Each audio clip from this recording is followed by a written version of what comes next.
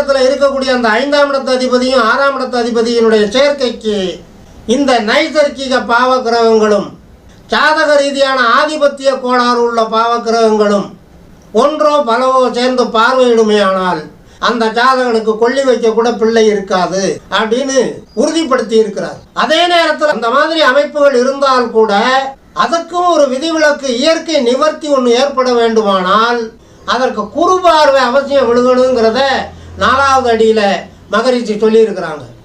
4வது அடியில் சொல்கிறாரு பாருங்க, பலனுண்டு பலதீர்த்தம் ஆட சொல்லேன்னு 4ஆம் அடியில் முடிச்சிருக்கிறார். பாரப்பா பரமகுரு கண்ணூற்றாலும் பலன் உண்டு. என்ன பலன்? அந்த மாதிரி புத்திரதோஷம் உள்ள ஜாதக அமைப்புக்கு கூட, அந்த மாதிரி புத்திரதோஷத்தை கொடுக்கக்கூடிய கிரகங்களினுடைய சேர்க்கைக்கு கூட பரமகுரு என்று சொல்லக்கூடிய வியாழ பகவான், பிரகஸ்பதி அப்படின்னு சொல்லுவாங்க, அவருடைய பார்வை விழுமையானால்